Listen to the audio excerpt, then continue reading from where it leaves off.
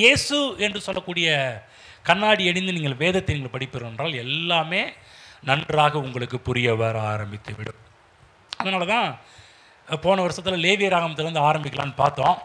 அதனால் போன வருஷம் கொஞ்சம் முடியாமல் போயிடுச்சு. பரவாயில்ல, அடுத்த வருஷம் இருக்குது. அடுத்ததுலேருந்து நாட்களில் லேவியராகவும் உபாகமும் இதெல்லாம் நம்ம தியானம் பண்ணலாம். இந்த லெந்து நாட்களில் நம்ம என்ன பார்த்துக்கிட்டு வரோம் என்றால் என்னாகம புஸ்தகத்தை பார்த்து கொண்டு வருகிறோம். இன்றைக்கும் விசேஷமான அற்புதமான காரியங்களெல்லாம் இன்றைக்கு என்னாகம புஸ்தகத்திலிருந்து நாம் பார்க்க போகின்றோம். ஆகவே இந்த என்னாகம புஸ்தகத்தின் தியானத்தின் மூலமாக உங்களை சந்திப்பதில் மிகுந்த மகிழ்ச்சி அடைகின்றோம். சிலுவை பற்றிய பிரசங்கம் கெட்டு போகிறவர்களுக்கு பைத்தியமாக தோன்றும் என்று போடப்பட்டிருக்குது. ஆனால் ரட்சிக்கப்படுகிற நமக்கோ அவைகள் தேவ பலன் உள்ளவைகளாக இருக்கிறது. ஆகவே இந்த தியானம், சிலுவை தியானம் என்று சொல்லக்கூடியது, சிலுவை பற்றிய தியானம் என்று சொல்லக்கூடியது ரட்சிக்கப்படுகிற நமக்கு பலன் உண்டாக்கக்கூடிய ஒரு விஷயமாக இருக்கின்றது. அதுதான் அதுக்கு காரணம். சிலுவை பற்றிய செய்தியை, உபதேசத்தை நான் கேட்டுக்கொண்டே இருக்க நமக்கு பலன் உண்டாக ஆரம்பிக்கும். எங்கே பலன் உண்டாகுது? சிலுவையை பற்றி, கிறிஸ்துவை பற்றி கேட்கின்ற வார்த்தைகள் நமக்கு பலனை கொடுக்கக்கூடியதாக இருக்கின்றது. அதுதான் இந்த சிலுவையில் அறியப்பட்ட கிறிஸ்து தான், அவரே தேவனால் நமக்கு நீதியும் ஞானமும் பரிசுத்தமும் மீட்புமாக இருக்கிறார் என்று போடப்பட்டிருக்குது. இன்றைக்கு என்னாகம புஸ்தகம் காலையில் இளம்பிள்ளையில் 28, 29, 30 ஆகிய 3 அதிகாரங்களை தியானம் செய்ய ஆரம்பித்தோம். ரொம்ப அற்புதமான வேத பகுதி. கொஞ்சம் சொல்லிவிட்டு இன்னைக்குள்ள செய்திக்குள்ளே போயிடுறேன். இந்த 28, 29, 30 ஆகிய செய்திகளிலே பொதுவாக என்ன சொல்லப்பட்டிருக்கிறது என்று சொன்னால், இப்போ இஸ்ரவேல் ஜனங்கள் ஓரளவுக்கு ஃபஸ்ட்டு ஜென்ரேஷன் இறந்துட்டாங்க. அதாவது எகிப்து விட்டு கிளம்பி வந்த முதல் ஜெனரேஷன், அதாவது அங்கேருந்து வரக்கூடிய ஃபஸ்ட்டு ஜென்ரேஷன் இறந்து விட்டார்கள். வனாந்திரத்தில் இறந்து போனாங்க. அவங்க எப்படி இறந்தார்கள் என்றால் தங்கள் வாயாலே இறந்து போனாங்க. ஆனால் தேவன் சாகுபடிப்பதற்காக தேவன் அவர்களை வனாந்திரத்தில் கொண்டு வரல, அவங்க இறந்தாங்க. இப்போ அவர்களுடைய அடுத்த செகண்ட் ஜெனரேஷன் அவங்க ஆரம்பிக்கிறாங்க. அவர்களுக்கு என்ன சொல்கிறாரு மோசேன்னா, இப்போ இவங்க எப்போதுமே பாருங்கள், ஆசரிப்பு கூடாரத்தை சுற்றிலும் தான் இவங்க இருந்தாங்க. நான் உங்களுக்கு சொன்னேன், ஆசரிப்பு கூடாரத்தை சுற்றிலும் முதல்ல லேவியர்கள் இருக்கணும். லேவியர்களை சுற்றிலும் யார் இருக்குன்னா 12 கோத்திரங்களும் 4 டைரக்ஷனில் அவங்க குடியமர்த்தப்பட வேண்டும். ஒவ்வொரு 3 கோத்திரத்தில் உங்களுக்கு சொல்ல ஆரம்பித்தேன். இவங்க எல்லோரும் எங்கெங்கே கேம்ப் போட வேண்டும் என்பதெல்லாம் உங்களோட பேச ஆரம்பித்தோம். கவனிங்க, இப்போ இஸ்ரவேல் ஜனங்கள் இந்த பாளையத்தை சுற்றிலும் இருந்தாங்க. அவங்களுக்கு இருந்த அவங்க ஹோப்லாம் பார்த்தீங்கன்னா, காலையில் எழுந்திரிச்ச உடனே ஆசரிப்பு கூடாரத்தை பார்க்குற ஒரு தரிசனம் அவங்களுக்கு இருந்துச்சு. ஆனால் இவங்க எல்லாரும் பாருங்கள், இப்போ கானானுக்கு போகிறாங்க. கானானுக்கு போகும்போது பார்த்தீங்கன்னா ஆசரிப்பு கூடார ஸ்ட்ரக்சர் அங்கே கானான் தேசத்தில் வடிவமைக்கப்பட முடியாது. ஏன்னா நீங்கள் லாஸ்ட்டில் மேப்பில் பார்க்க ஆரம்பிச்சோன்னா கீழே யூதேயா இருக்கும், சென்டரில் சமாரியா இருக்கும், மேலே கலிலேயா இருக்கும். எருசலேம் தேவாலயம் எங்கே இருந்துச்சுன்னா கீழே இருக்கின்ற சவுத்தில் தான் எருசலேம் தேவாலயம் இருந்துச்சு. இப்போ பாருங்கள், இங்கே பக்கத்தில் இருக்கிற சில கோத்திரம் எருசலேமை பார்க்க முடியும், பக்கத்தில் இருக்கிற சில ஆள் எருசலேமை பார்க்க முடியும். ஆனால் இது சமாரியாவில் இருக்கிறவங்க எருசலேமை பார்க்க முடியாது. அதே போல் கலிலேயாவில் இருக்கிறவங்க கூட எருசலேமை பார்க்க முடியாது. ஆகவே தேவன் என்ன பண்ணாருன்னா, இவர்கள் எப்போதுமே அவர் நினைக்க வேண்டும் என்பதற்காக தான் தேவன் என்ன பண்ணார்னா பலிகள், பண்டிகைகளை உருவாக்க ஆரம்பித்தார். இந்த பலிகள், பண்டிகைகள் பார்த்தீங்கன்னா தினந்தோறும் ஏறெடுக்கப்படக்கூடிய பலிகள், காலை மாலை பலிகள், வாராந்திர பலிகள், மாதாந்திர பலிகள், வருஷாந்திர பலிகள், பண்டிகைகள் இவையெல்லாம் உருவாக்குனார். ஏன் உருவாக்குனார்னா, நீ இப்போ எல்லாம் பரவி போகிற, கானான் தேசம் முழுவதும் பரவி இருக்க போகிற, பரவி இருக்கிற நீ எப்போதுமே நீ என் நினைவாக இருக்க வேண்டும் என்பதற்காக தான் இந்த பலிகள், பண்டிகைகள் முறைகளை தேவன் கொண்டு வர ஆரம்பித்தார் என்று சொல்லி காலையில் பார்க்க ஆரம்பித்தோம். பிற்பாடு அதுலேருந்து பொருத்தனை என்ற ஒரு டாப்பிக்கில் பேச ஆரம்பித்தோம். இந்த பொருத்தனைலேருந்து எப்படியா கிறிஸ்து வழிபடுறார் என்ற டாபிக் நீங்கள் அப்லோட் பண்ண பிற்பாடு நீங்கள் பார்க்க ஆரம்பிச்சிருங்க. அந்த பொருத்தனையின் மூலமாக எப்படி கிறிஸ்து வெளிப்பட்டார் என்கின்ற சத்தியத்தை பேச ஆரம்பித்தோம். அது மட்டும் இல்லாமல் அடைக்கலப்பட்டிருந்தால் கொஞ்சம் தொட்டோம். ஆனால் கிளைமேக்ஸே என்னன்னா, என்னாகமத்துடைய கிளைமேக்ஸே அடைக்கலப்பட்டணமாக தான் இருக்கும். சண்டே ஈவினிங் ரொம்ப சுவாரஸ்யமான ஒரு டாப்பிக்கோட முடிப்போம். கிளைமேக்ஸ் ரொம்ப சுவாரஸ்யமாக இருக்கும் அடைக்கலப்பட்டணத்தோடு. அப்போ அந்த அடைக்கலப்பட்டணத்தை குறித்து ஒரு சில விஷயத்தை மட்டும் காலையில் பேசணும். ஏன்னா நிறைய ஞாயிற்றுக்கிழமை சாயங்காலம் பேச வேண்டியது இருக்கிறதுனால அங்கே குறைவாக பேசணும். அந்த அடைக்கலப்பட்டணத்தில் யார் போவார்கள் என்று சொன்னால், ஒரு காரியத்தை சொன்னேன், ஒருவேளை கைப்பிசகாய் ஏதாவது ஒருத்தர் யாராவது கொன்னுட்டாங்க, ஏதோ தப்பு பண்ணிட்டாங்க, தெரியாமல் தப்பு பண்ணிட்டார்கள், அவர்களுக்கு மட்டும்தான் அடைக்கலப்பட்டணம் உரியது. ஆனால் தப்பு செய்தவர்களுக்கு அடைக்கலப்பட்டணம் கிடையாது. ஆகவே இயேசு கிறிஸ்துடைய கல்வாரி சிலுவையில் செய்த மிக முக்கியமான ஒரு பிரேயர், பிதாவை இவர்களுக்கு மன்னியும், தாங்கள் செய்கிறது இன்னதென்று அறியாது இருக்கிறார்களே. நேர்மைக்கலாம், ஏங்க இயேசு சிலுவையில் போய் அந்த ஜெபத்தை பண்ணுறாருன்னு கேட்கலாம். முக்கியமான விஷயமே, அடைக்கல பட்டணத்துக்குள்ள ஒருத்தர் உள்ளே என்ட்ராகணும்னா தெரியாமல் செஞ்சவங்க மட்டும்தான் உள்ளே என்ட்ராக முடியும். இந்த வேணுக்குன்னு பண்ணவங்க, பிளான் பண்ணி போட்டவங்க, ஸ்கெட்சு போட்டு தூக்கினவங்க, அவங்களாம் யாரும் அடைக்கல பட்டணத்துக்குள்ள என்ட்ராக முடியாது. ஆகவே தான் ஆண்டவர் பாருங்கள், சிலுவையில் தொங்கும் போது கூட மக்களை நினைவு கூர்ந்து பிதாவே இவர்களுக்கு மன்னியும். ஆனால் யோசிச்சு பார்த்தீங்கன்னா அவங்க எல்லாருமே தெரியாமலா பண்ணாங்க. பிலாத்து தெரியாமல பண்ணா, யூத ஜனங்கள் தெரியாமல இயேசு கிறிஸ்து சிலுவையில் இருந்தாங்க. எல்லாருமே சிலுவையில் இருந்த காய்பா முதற்கொண்டு, பிரதான ஆசிரியர்கள் முதற்கொண்டு, நியாயசாஸ்திரிகள் முதற்கொண்டு, வேதபாரர்கள் முதற்கொண்டு எல்லாருமே பிளான் பண்ணி தான் இயேசு கிறிஸ்துவை கொலை செஞ்சாங்க. ஆனால் இயேசு கிறிஸ்துடைய பிரேயர், பிதாவேர்களுக்கு மன்னியும், தாங்கள் செய்கிறது இன்னதென்று அந்த ஜெபத்தின் மூலமாக தேவன் செய்த பெரிய ஒரு விஷயம்.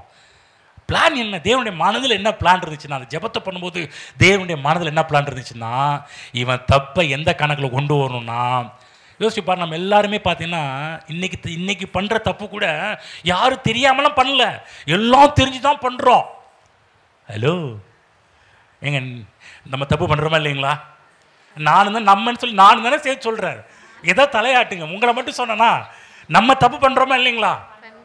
ஆனால் உங்களை சொன்னால் நீங்கள் குற்றமே, உங்களை நானும் சேர்த்து சொல்ல, நம்ம தப்பு பண்ணுறோமா இல்லைங்களா? இல்லை தெரிஞ்சு பண்ணுறோமா தெரியாமல் பண்ணுறோமா? உண்மையை ஒத்துக்கணும், தெரிஞ்சு தான் பண்ணுறோம். ஆனால் ஆண்டவர் பாருங்கள், தெரிஞ்சு நம்ம பண்ணணும்னா அடைக்கல பட்டணத்துக்கு உள்ளே போக நமக்கு ரைட்ஸ் இல்லை.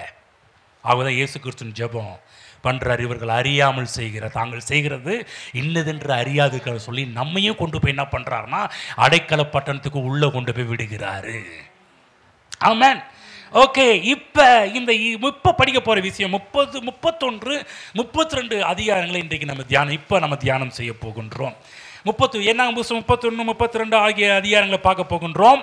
இப்போ எகிப்திலிருந்து புறப்பட்டு திரும்ப சொல்லுங்கன்னா, முதல் தலைமுறை வனாந்திரத்தில் மரித்து போனார்கள். அவர்களை தொடர்ந்து பல காரியத்தை, ஏன் அவங்க வனாந்திரத்தில் இறந்து போனார்கள் என்று பார்த்தால், தேவனுக்கு விரோதமான காரியத்தில் இறங்கினார்கள் இல்லைங்களா? முழுக்க செஞ்சது எல்லாமே பார்த்தீங்கன்னா மோசேக்கு விரோதமாக பண்ணாங்க, தேவனுக்கு விரோதமாக பண்ணாங்க.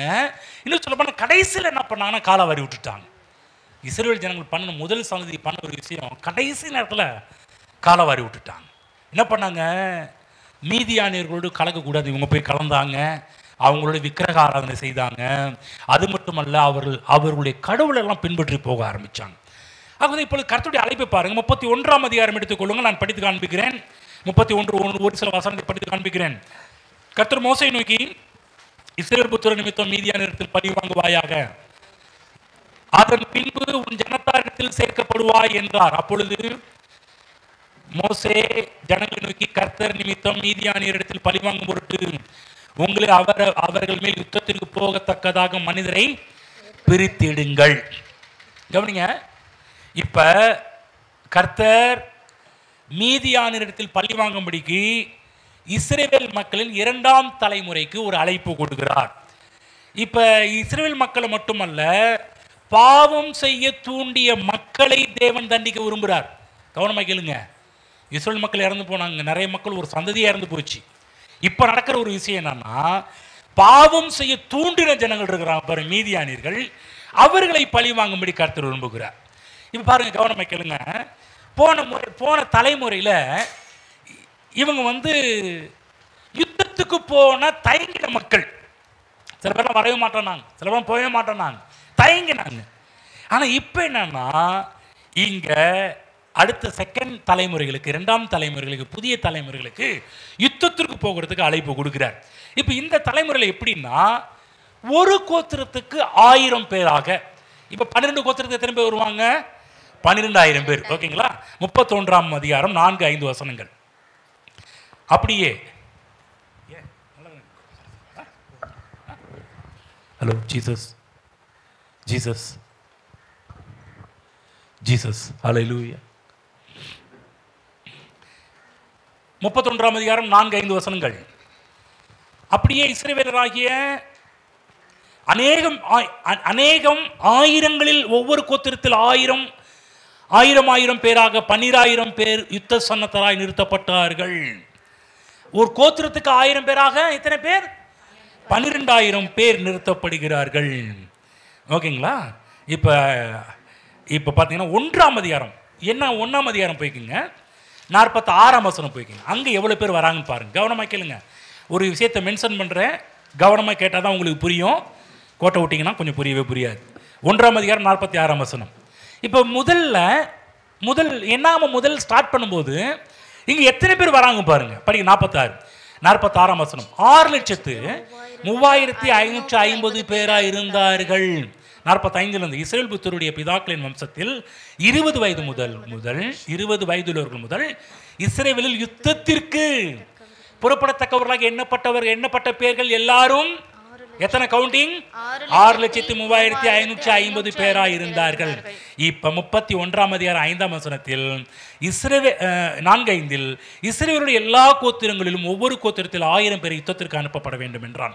அப்படி இஸ்ரவேலராகிய அநேக ஆயிரங்களில் ஒவ்வொரு கோத்திரத்தில் 1000 பேராக 12,000 பேர் யுத்த சன்னத்தராக நிறுத்தப்பட்டார்கள். கவனமாக கேளுங்க. அங்கே எத்தனை பேருங்க? 6 லட்சம் சில்லற. இங்கே எத்தனை பேருங்க? ஜஸ்ட் 12,000 பேர். கவனமாக கேளுங்க. முக்கியமான விஷயம், யுத்த வீரர்கள் பிகினிங்கில் 6 லட்சத்துக்கு மேற்பட்டவர்கள். இங்கு பார்த்தீங்கன்னா புதிய தலைமுறையில் எத்தனை பேர் செலக்ட் பண்ணுறாருன்னா 12,000 பேர். இந்த 6 லட்சம் பேர் யுத்தத்துக்கு போக சொன்னால், யுத்தத்தில் போய் எதிரிகளை மேற்கொள்ள சொன்னால், இவங்க வேலை பார்த்தீங்கன்னா எதிரிகளை வீழ்த்துறதுக்கு பதிலாக ஆரோன்ட்டையும் மோசைட்டையும் தான் பிரச்சனை பண்ணிட்டு இருந்தாங்க. ஆரோன்ட்டையும் மோசைட்டையும் தான் கலகம் பண்ணிட்டு இருந்தாங்க. இப்படியே பேசி பேசி துர்ச்செய்தியை பரம்பரை செய்தார்கள். மீதியானியரோட போய் சண்டை போட சொன்னால் அவங்களோட போய் வேசித்தனம் பண்ணி, அவங்களோட போய் விக்கிரக ஆராதனை பண்ணி, இப்படிப்பட்ட காரியத்தை செஞ்சதுனால இந்த ஃபஸ்ட்டு ஜென்ரேஷன் எல்லாமே வனாந்திரத்தில் செத்து போகிறாங்க. ஆகவே இப்போ என்ன பண்ணுறாங்க, கருத்து இந்த மீதியானியரை பழி வாங்கிறதுக்காக புதிய தலைமுறைகளில் எத்தனை பேரை செலக்ட் பண்ணுறாரு? 6 லட்சத்துக்கு மேற்பட்ட புருஷர்கள் கிடையாது. கரெக்டாக செலக்டாக ஒரு கோத்திரத்துக்கு 1000 பேரை செலக்ட் பண்ணு. மொத்தம் 12,000 பேர் இருந்தால் போதும். பாருங்கள், 6 லட்சம் படை வீரர்கள் எங்கே, 12,000 படை வீரர்கள் எங்கே? கணக்கு போட்டால் கூட கொஞ்சம் இடிக்குது இல்லை? என்னங்க ஆண்டவர், அவங்களாவது கொஞ்சம் பெரிய ஆட்கள், ஒரு 6 லட்சத்துக்கு மேற்பட்டவங்க 12,000 பேர் எப்படி மேற்கொள்ள முடியும்?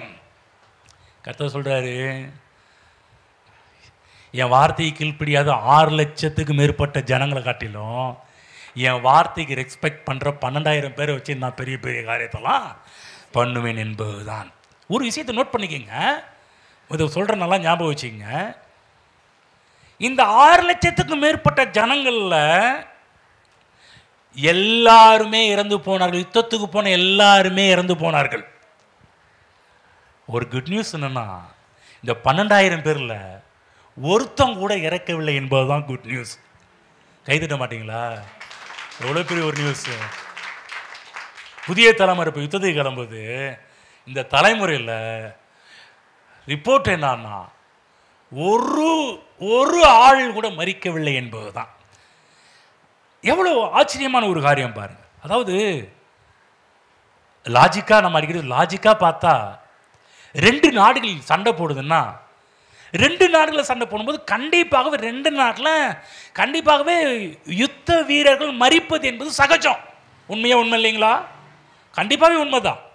ஒருவேளை பலமான நாடாக இருந்துச்சுன்னா அங்கே சாகிற யுத்த வீரர்கள் குறைவாக இருப்பாங்க.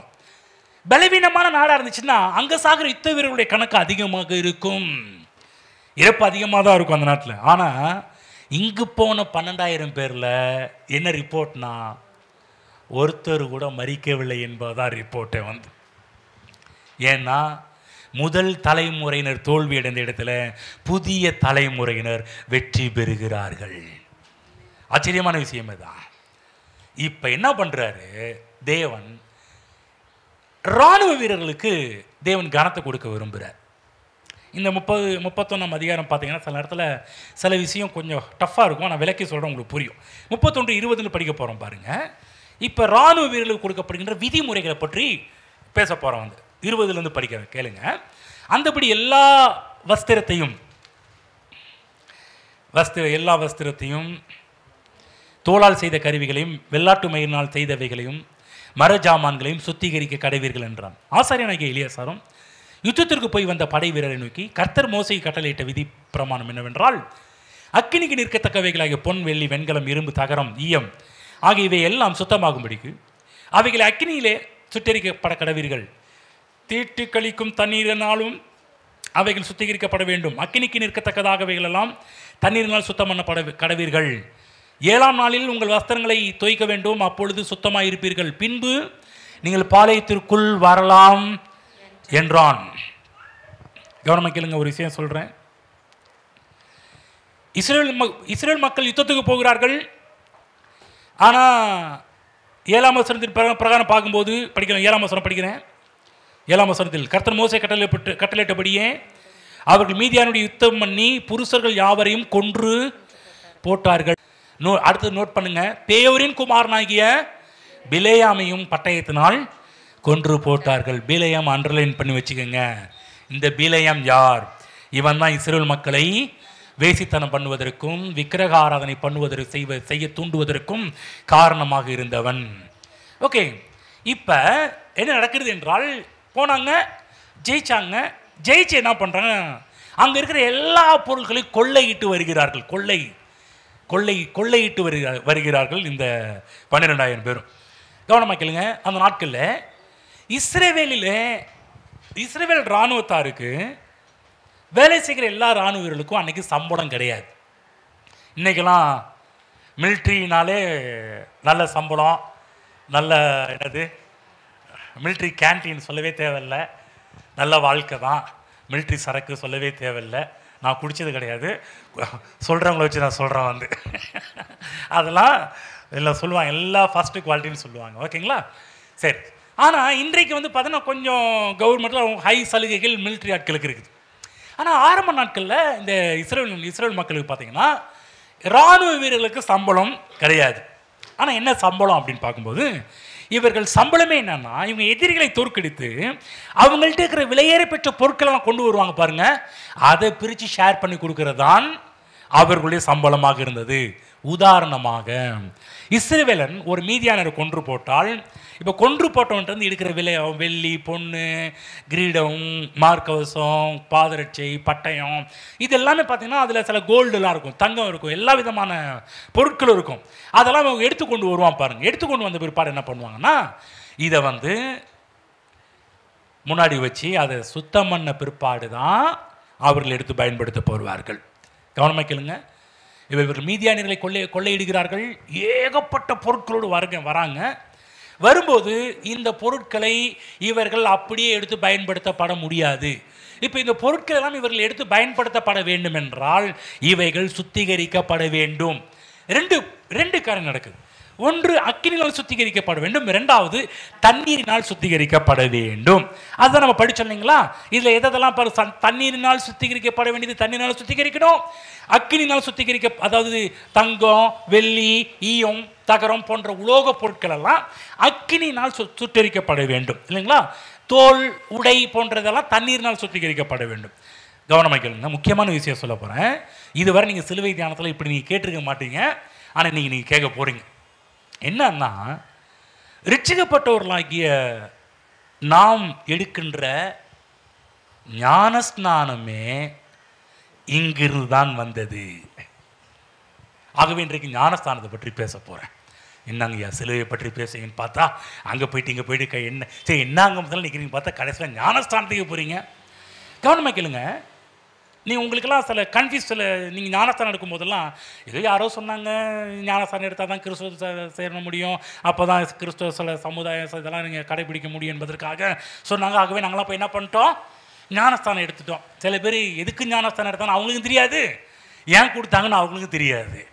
இன்றைக்கும் பாருங்கள், இன்றைக்கெல்லாம் சில பேர் ஏன்னா ஞானஸ்தானம் எடுத்தோன்ற லெவல்லையும் இருப்பாங்க. சில பேருக்கு பாருங்கள் எதுக்கு ஏன் என்னெல்லாம் தெரியாது, ஏதோ போனோங்க சர்ச்சுக்கு போனோம், ரசிக்கப்பட்ட உடனே அடுத்து என்ன பண்ணணும், ஞானஸ்தானத்துக்கு சொன்னாங்க.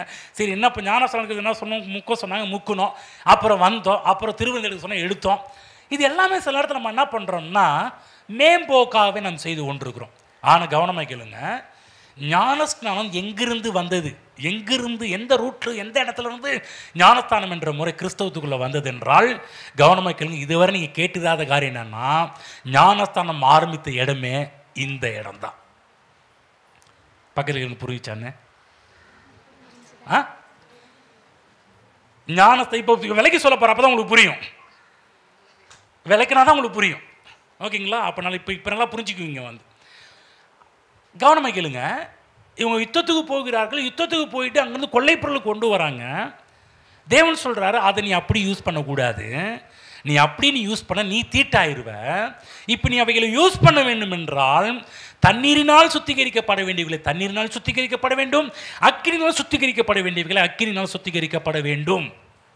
அதாவது இஸ்ரவேல் என்று சொல்லக்கூடியவன் யூதன். இப்போ புறஜாதி என்று சொல்லக்கூடியவன் இந்த இடத்துல மீதியான் தேசத்தை சேர்ந்தவன் புறஜாதி. ஒரு புறஜாதி பயன்படுத்தின பொருளை ஒரு யூதன் பயன்படுத்த வேண்டும் என்றால் அந்த பொருள் சுத்திகரிக்கப்பட வேண்டும். புரியுதுங்களா? எப்படி சுத்திகரிக்கப்படணும்? அக்கினினாலும் தண்ணீர்னாலும் சுத்திகரிக்கப்பட வேண்டும். அப்படி சுத்திகரிக்கப்பட்டால் மட்டுமே தான் ஒரு யூதன் அந்த பொருளை எடுத்து பயன்படுத்த முடியும். சுத்திகரிக்காமல் ஒரு யூதன் அந்த பொருளை எடுத்து பயன்படுத்தக்கூடாது. இது தேவனுடைய நித்திய பிரமாணம். அப்படி என்றால் ஞானஸ்நானம் என்பது என்ன? ஞானஸ்தானம் என்பது நாம் இயேசு கிறிஸ்துவை ஏற்றுக்கொள்ளுகின்ற ஒரு மிகப்பெரிய ஒரு சடங்கு சம்பிரதாயம். கிறிஸ்து என் வாழ்க்கையில் வரட்டும் என்று கிறிஸ்துவை ஏற்றுக்கொள்ளக்கூடிய ஒரு நிகழ்ச்சி தான் ஞானஸ்நானம் என்று சொல்லப்படுகின்றது. அப்போ ஞானஸ்தானம் என்பது என்ன? கிறிஸ்துவோடு நாம் ஏற்படுத்துகின்ற ஒரு உடன்படிக்கை, ஒரு ஒப்பந்தம் இல்லைங்களா? இப்போ என்ன பண்ண போகிறேன்? இப்போ ஞானஸ்தானத்தை வச்சு இப்போ இதை புரிய வைக்க போகின்றேன். அவங்க கொஞ்சம் கவனமாக கேளுங்க. ஓகேங்களா? இப்போ கிறிஸ்து ஒரு யூதர், ஏன்னா ஒரு யூத குலத்தில் பிறந்தவர். இன்னொரு பக்கம் சாத்தான். கல்வாரி சிலுவையில் நடந்த ஒரு போர் சாத்தானுக்கும் இயேசுவுக்கும் நடந்த மிகப்பெரிய ஒரு போர். இந்த போரில் வெற்றி பெற்றது யார்? கர்த்தராகிய இயேசு கிறிஸ்து. இந்த யுத்தத்திலே ஒரு யூதனாகிய இயேசு ஜெயிக்கிறார். புரிஞ்சுக்கணும், நான் சொல்ற பாயிண்ட் எல்லாம் புரிஞ்சுக்கணும். யார் ஜெயிக்கிறார்? ஒரு யூதனாகிய இயேசு கிறிஸ்து ஜெயிக்கிறார். இப்ப இயேசு கிறிஸ்து சாத்தானின் கையில் இருக்கிற பொருட்களை எடுத்து அவர் பயன்படுத்த வேண்டும். இப்போ ஒரு காலகட்டத்தில் நம்ம எல்லாரும் யாரு கீழே இருந்தோம்? யாருடைய கையில் இருந்தோம்? என்றைக்கு ஆதாம் பாவம் செய்து முழு உலகத்தையுமே சாத்தான்ட்டு வித்துட்டான், சாத்தான் கையில் எல்லாரும் போயிட்டோம். இன்றைக்கும் ரட்சிக்கப்பட்டவர்கள் அவங்க கிறிஸ்துவுக்குள்ள வராங்க. ரட்சிக்கப்படாத எல்லாருமே இப்போ யார் கையில் தான் இருக்கிறாங்க? எல்லாரும் சாத்தான் கையில் தான் இருக்கிறாங்க. ஓகேங்களா? இப்போ சாத்தான் கையில் இருக்கிற பொருளை ஒரு யூதன் பயன்படுத்தப்பட வேண்டும் என்றால் அது சுத்திகரிக்கப்பட வேண்டும். ஆமென். புரியுதுங்களா? அதை பயன்படுத்தும் முன்பாக அதை தீட்டுக்களிக்கும் தண்ணீரினால் அவைகள் பயன்படுத்தணும். அவங்க தீட்டுக்களிக்கும் தண்ணீரை பற்றி உங்களுக்கு என்ன பற்றி சொல்லும் போது சொன்னேன். எப்படி தீட்டுக்களிக்கும் தண்ணீரை செய்வாங்க, ஏற்படுத்துவாங்கன்னா ஒரு செய்தியில் பேசுறீங்க, நல்லா கேளுங்க. சாத்தானுடைய கையிலே விலை மதிப்புள்ள பொருள் என்று சொன்னால் நீங்களும் நானும் தான் ஒரு காலகட்டத்தில் சாத்தானுடைய கையிலே இருந்தோம். கர்த்தராகிய இயேசு கிறிஸ்து போரில் வெற்றி பெற்றார், கல்வாரி சிலுவையில் வெற்றி சிறந்தார். இப்போ தோற்று போனது யாரு? பிசாசானவன். இப்போ அவன் செத்து போயிட்டான். அவன் கையில் இருந்த ஒரு பொருள், விலையேறப்பெற்ற பொருள், இப்போ யாருக்கு சொந்தம் என்றால் இயேசுவுக்கு, யூதனாகி இயேசுவுக்கு சொந்தம். ஆகவேதான் இப்போ யூதனாகி இயேசு கிறிஸ்து அதை பயன்படுத்துவதற்கு முன்பாக அதை தண்ணீரினால் மூழ்கி சுத்திகரித்து பயன்படுத்த விரும்புகிறார். அதுதான் தண்ணீர் ஞானஸ்தானம். இப்போ புரியுதா என்னன்றது? புரியுதுங்களா? ஒரு யூதன் அதை எடுத்து இயேசு கிறிஸ்து நம்ம எடுத்து யூஸ் பண்ணணும்னா சுத்திகரிக்கும் தண்ணீரினால் நம்மை சுத்தமாக்க வேண்டும். அதற்கு பேர் தான் ஞானஸ்நானம். ஆண்டவராகிய இயேசு கிறிஸ்து, மனிதனாகிய இயேசு கிறிஸ்து உலகத்தில் இந்த ரெண்டு விதத்திலையும் ஞானஸ்நானம் பெற்றார். அக்கினி ஞானஸ்தானமும் பெற்றார், தண்ணீர் ஞானஸ்தானமும் பெற்றார். கவனமாக கேளுங்க, மேலோட்டமாக சொல்கிறேன். நீங்கள் நோட் பிரிக்க வேண்டாம், புக்கை பிரிக்க வேண்டாம். பிரிக்காமல் நான் சொல்கிற விஷயம் புரியும். ஓகேங்களா? முதலாவது இயேசு கிறிஸ்து தண்ணீர் ஞானஸ்தானம் எடுக்கிறார். உங்கள் எல்லாருக்கும் தெரியும், தண்ணீர் ஞானஸ்தானத்தை யோவான் ஸ்நானம் மூலமாக கர்த்தராகிய இயேசு கிறிஸ்து எடுக்கிறார். இயேசு கிறிஸ்து எடுத்து மேலே வரும்போது நடக்கிற ஒரு விஷயம், தேவாவியான ஒரு புறாவை போல இறங்கி வருகின்றார். பரலோகத்திலிருந்து சத்தம் வருகிறது, இவர் என்னுடைய நேசகுமாரன், இவரில் பிரியமாயிருக்கிறேன், இவருக்கு செவி கொடுக்கின்ற ஒரு சத்தம் மேலிருந்து வருது. இப்போ இயேசு கிறிஸ்து என்ன ஞானஸ்தானம் எடுத்தாரு? தண்ணீர் ஞானஸ்தானம் எடுக்கிறார். இரண்டாவதாக இயேசு கிறிஸ்து இன்னொரு ஞானஸ்தானம் எடுக்கிறார், அக்கினி ஞானஸ்தானம். நீ கேட்கலாம், இது எங்கே அக்கினி ஞானஸ்தானம் எடுக்கிறான்னு கேட்கலாம். இது மறுரூப மலையில். மறுரூப மலையிலே ஆண்டவராகிய இயேசு கிறிஸ்து மோசையோடும் ஏலியாவோடும் பேசும்போது அவருடைய முகம் வெண்மையாக மாறிற்று. மறுரூப மலையிலே இயேசு கிறிஸ்து மறுரூபமாகி மோசையோடும் எலியாவோடும் பேசுகிற செய்தியை பார்க்குறோம். இந்த ரெண்டு இடத்துலையும் நடக்கிற ஒரு விஷயம், ரெண்டு ஞானஸ்தானம் நடக்கிற விஷயம் பார்த்தீங்கன்னா ஒரு விஷயம் ரெண்டு காரியத்தில் ஒத்து வருது. என்னன்னா, தண்ணீர் ஞானஸ்தானம் எடுத்து வெளியே வரும்போதும் பிதாவானவர் பேச ஆரம்பித்தார். அக்கினி ஞானஸ்தானம் எடுத்து வெளியே வரும்போதும் பிதாவானவர் அங்கிருந்து பேசுகிறாரு, இவர் என்னுடைய நேசகுமாரன், இவரில் நான் பிரியமாயிருக்கிறேன், இவருக்கு செவி கொடுங்கள். என்ன அர்த்தம்? அங்கே மோசே என்றானாரு, எலியா என்றானாரு. மோசே என்ன சொல்ற, எலியா என்ன சொல்றாரு முக்கியம் கிடையாது, இயேசு என்ன சொல்லுகிறார் என்பதுதான் முக்கியம். இவருக்கு செவி கொடுங்கள் என்ற ஒரு சத்தம் உண்டானது. இவர்கள் கேட்க ஆரம்பித்தார்கள். ஆமென். 2 இடத்துல கேட்டது என்னவென்றால், 2 ஞானஸ்தானம் பெற்றதுனால் 2 இடத்துலையும் இந்த சங்கதி வருகின்றது. சரி, இயேசு இராணுவ வீரர்களுக்கு தளபதியாக இருந்து செயல்படுவதை நாம் இந்த காரியத்தில் நாம் பார்க்க ஆரம்பிக்கின்றோம். என்றைக்கு நாம் இயேசு கிறிஸ்து ஏற்றுக்கொண்டோமோ அன்றைக்கே நாம் அவருடைய சேனையில் இணைந்து விட்டோம். நீங்களும் நான் இப்போ எங்கே இருக்கிறோம்? இயேசுவின் படையிலே நாம் சேனை வீரர்களாக நாம் இருக்கின்றோம். நம்மை ஆண்டவர் நம்மை ரட்சித்தார். இப்போ நாம் ரட்சிக்கப்பட்ட நாம் ஞானஸ்தானம் எடுத்து ஆக வேண்டும். ஆமென். ஞானஸ்தானம் எடுத்தால் தான் ஒரு யூதன் அதை பயன்படுத்த முடியும். நீ கர்த்தர் உங்களை எடுத்து பயன்படுத்த வேண்டும் என்றால், நீ என்றைக்கு ஞானஸ்தானம் எடுக்கிறீர்களோ அன்றையிலிருந்து தான் உங்களை எடுத்து அவர் பயன்படுத்த முடியும். ஒரு யூதன் ஒரு புறஜாதியாகிய ஒரு கையிலிருந்து அவர் எடுத்து பயன்படுத்தப்பட வேண்டும் என்றால் அவர்கள் சுத்திகரிக்கப்பட வேண்டும். ஞானஸ்தானம் என்பது அவசியமான ஒரு காரியம். அப்போ ஞானஸ்தானம் யார்? இயேசு தான் கொடுக்க தகுதி உள்ளவராக இருக்கிறார். அவர் சொன்னார், பிதா குமாரன் பரிசுத்தாவின் நாமத்தில் ஞானஸ்தானம் கொடுங்கன்னு சொல்லியிருக்கிறார். நான் கட்டளையிட்ட யாவையும் அவர்கள் கை கொள்ளும்படி உபதேசம் பண்ணுங்கன்னு சொல்லியிருக்கிறார். ஏன் இதெல்லாம் சொன்னார்? எதுக்காக சொன்னார்? அவர் எப்படி போயிடலாம்ல? ஏன் சொன்னார்னா, இப்போ இயேசு கிறிஸ்துக்கு அவர்கள் சொந்தமாக வேண்டும் என்றால் அவர் அப்படியே எடுத்து அவர்களை பயன்படுத்தப்பட முடியாது. அவர்களை சுத்திகரிக்கப்படும் தண்ணீரினால் சுத்திகரிக்கப்பட வேண்டும். அதுதான் ஞானஸ்தானம். ஞானஸ்தானம் எடுத்த ஒருத்தரை கொண்டு தான் கர்த்தர் அதிகமாக எடுத்து பயன்படுத்தப்பட முடியும். எல்லாரும் ஞானஸ்தானம் எடுத்துட்டீங்களா? ஞானஸ்தானம் எடுக்காதவங்க எத்தனை பேருக்கு? நீங்கள் யாராவது கை தூக்குங்க பார்க்கலாம். யாரெல்லாம் ஞானஸ்தானம் எடுக்கலன்னு? ஞானஸ்தானம் எடுக்காதவர்கள் சீக்கிரத்தில் ஞானஸ்தானம் எடுத்து விடுங்கள். உங்களை எடுத்து கர்த்தர் பயங்கரமாக உங்களை எடுத்து பயன்படுத்த ஆரம்பிப்பார். ஆமென். ஓகே. ஆகவே நம்ம இயேசு கிறிஸ்து போரில் ஜெயிச்சிட்டாரு. இப்போ சாத்தான் கையில் இருந்தோம், நம்ம விடுவிக்கப்பட்டு விட்டோம். இப்போ விடுவிக்கப்பட்ட நாம் அப்படி இருக்கக்கூடாது, சுத்திகரிக்கப்பட வேண்டும். ஆமென். நம்ம விடுதலையாக்கினது யார்? கர்த்தராகிய இயேசு கிறிஸ்து. உங்களையும் என்னையும் கர்த்தராகிய இயேசு கிறிஸ்து கல்வாரி சிலுவையின் இரத்தத்தினால் அவர் விடுதலையாக்கினது நிதர்சனமான ஒரு உண்மை. பைபிள் போடப்பட்டு, குமாரன் உங்களை விடுதலையாக்கினால் மெய்யாகவே நீங்கள் விடுதலையாவீர்கள். குமாரன் நம்மளை விடுதலையாக்காவிட்டால் விடுதலையாவது முடியவே முடியாத ஒரு காரியம். அன்றைய நேரத்தில் மக்கள் வேதத்தை தவறாகவே புரிஞ்சு வச்சிருக்கிறாங்க, தவறாகவே போதிக்கவும் ஆரம்பிக்கிறார்கள். நான் கவனமாக கேளுங்க, உங்களை விடுதலையாக்கக்கூடியது இயேசு கிறிஸ்து மட்டும்தான் விடுதலையாக்க முடியும். நல்லா புரிஞ்சுங்க. சிலர் என்ன சொல்லுவாங்கன்னா, நான் ஜெபம் பண்ணேன் அதனால தான் அவங்க விடுதலை ஆனாங்க. தயவுசெய்து இந்த வார்த்தைகளை இங்கே இருக்கிறவங்கள யாரும் பேசக்கூடாது. நான் ஜெபம் பண்ணினேன், கர்த்தர் விடுவித்தார் என்று சொன்னது தான் கரெக்டான ஒரு காரியம். புரியுதுங்களா? நான் ஜெபிச்சா அதனால தான் உங்களுக்கு விடுதலை கிடச்சிச்சின்னு அப்படி சொல்லக்கூடாது. நான் மட்டும் ஜெபம் பண்ணேன்னா அவங்க அப்படி தான், அந்த வார்த்தைலாம் அவங்க என்ன பண்ணக்கூடாது, பேசக்கூடாது. ஏனென்றால் விடுதலையாக்கக்கூடிய கர்த்தராகிய இயேசு கிறிஸ்து மட்டும்தான். ஆமென். புரியுதுங்களா? வேற யாரும் கிடையாது. இன்னைக்கு மக்கள் என்ன பண்ணுறாங்கன்னா, இயேசு கிறிஸ்துவை நோக்கி பார்ப்பதற்கு பதிலாக இன்னைக்கு இருக்கிற ஊழியக்காரங்களை நோக்கி பார்க்குறாங்க. இன்னும் சொல்கிறேன், நானும் உங்களை விடுதலையாக்குறது கிடையாது. நீங்கள் என்னை நோக்கி பார்க்க வேண்டிய அவசியம் கிடையாது. புரியுதுங்களா? ஹலோ, நீங்கள் இந்த அந்தோனியாரை நோக்கி பார்க்க வேண்டிய அவசியம் கிடையாது. அந்தோனியாரை பார்த்து எங்களுக்காக வேண்டிக் கொள்ளுங்கள் என்று சொல்ல வேண்டிய அவசியமும் கிடையாது.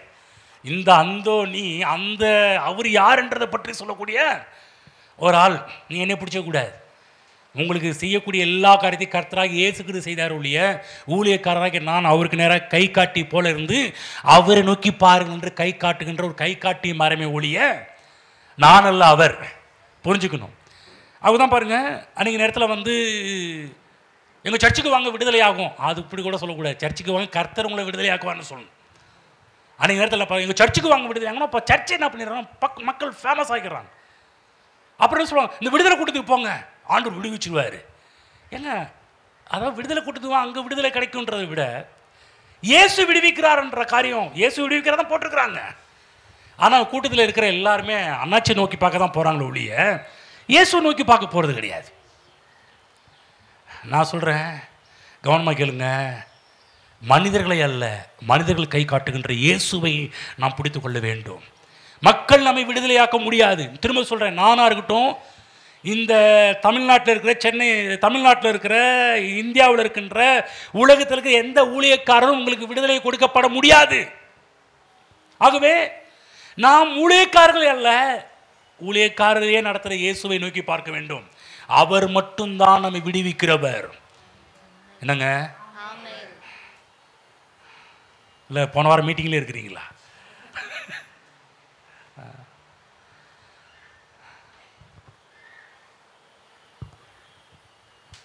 இந்த சுவிசேஷ கூட்டமே யாருக்குன்னா, என்னைய கேட்டால் சுவிசேஷ கூட்டமே புறஜாதிகளுக்கு தான் சுவிசேஷ கூட்டம், ரட்சிக்கப்பட்டவங்க கிடையாது. நீங்கள் சுவிசேஷகர் என்று பேர் வச்சுருக்கிற எல்லாரும் யாருக்கு நடத்திட்டு இருக்கிறாங்க தெரியுங்களா? அதனால தான் நான் எதுவுமே சபையில் வந்து வலியுறுத்துறது கிடையாது. சுவிசேஷகர்கள் இருக்கிறாங்க, யாருக்கு பாருங்கள். நான் ஏராளமான சுவிசேஷ கூட்டத்தை பார்த்துருக்கேன். சான் பீச்சலர் கூட போய் நிறைய கூட்டத்தை போயிருக்கிறோம். அவங்க கூட என் கண்ணு முன்னாடியே அங்கே வர எல்லாருமே பார்த்தீங்கன்னா, உண்மையை சொல்கிறேங்க, இந்த ரெண்டு கண்ணால் பார்த்தது எல்லாமே எல்லாம் புறஜாதிகள் தான். நடத்தினா அவரை போல் சுவிசேஷ கூட்டத்தை நடத்தணும். இன்றைக்கி தமிழ்நாட்டில் சுவிசேஷர்லாம் அவங்களுக்காக தான் சுவிசேஷ கூட்டம் நடத்துகிறாங்களோ ஒழிய மற்றவர்களுக்காக, புறஜாதிகளுக்காக கிடையாது. ஆகவே தான் நான் வந்து அதை வலியுறுத்துறது. அது சுவிசேஷ கூட்டம். உங்களுக்கு சர்ச்சை கருத்தை கொடுத்து இங்கே வாங்கி இங்கே தான் உங்கள் மெய்ப்பன் இருக்கிறேன், மெய்ப்பன் தான் உங்களுக்கு சரியான சாப்பாடு போட முடியும். வேறு வெளியில் இருக்கிற ஆள் உங்களுக்கு சாப்பாடு போட முடியாது. புரிஞ்சிச்சிங்களா? நீ கிறிஸ்தவ உலகம் வேறு லைனில் போயிட்டு இங்கே இருக்கிற நீங்கள் தலைவர்களை பின்பற்றக்கூடாது, ஸ்தாபனங்களை பின்பற்றக்கூடாது. ஏஎஃப்டி சபையில் டீச்சிங் நல்லா கிடைக்கிறதுனால ஏஎஃப்டி தூக்கி வச்சு தலைமையில் உட்காந்து தலையை தூக்கி வச்சு ஆடிட்டு கூட ஏஎஃப்டின்னு என்ன, மற்றவங்க 2 கொம்பு, ஏஎஃப்டிக்கு 4 கொம்பு இருக்குதா? கிடையாது. ஏஎஃப்டி இல்லை, ஏஎஃப்டி நடத்துகிற ஒருத்தர் இருக்கிறார் பாருங்க, அவரை நோக்கி பார்க்க வேண்டும். புரியுதுங்களா என்ன சொல்லிட்டு இருக்கிறேன்னு? என்ன அல்ல, என்னை நடத்துகிறாரு பாருங்க ஒருத்தர், அவரை நோக்கி பார்க்க வேண்டும். அவர்கிட்ட தான் விடுதலை. குமாரன் உங்களை விடுதலை ஆக்கினால் மெய்யாகவே விடுதலை ஆவீர்கள். புரியுதுங்களா? அதுதான் பாருங்க, எந்த ஒரு தனி மனிதர்களையும், தனி ஆட்களையும், ஸ்தாபனங்களையும், சபை பிரிவுகளுக்கும் நாம் சொந்தமானவர்கள் அல்ல. புரியுதுங்களா? நீங்கள் எல்லாரும் ஏஎஃப்டிக்கு சொந்தமானவங்க கிடையாது, நீங்கள் இயேசுவுக்கு சொந்தமானவங்க. எத்தனை பேர் ஏஎஃப்டிக்கு சொந்தமானவர்களா, இயேசுக்கு சொந்தமானவர்களா?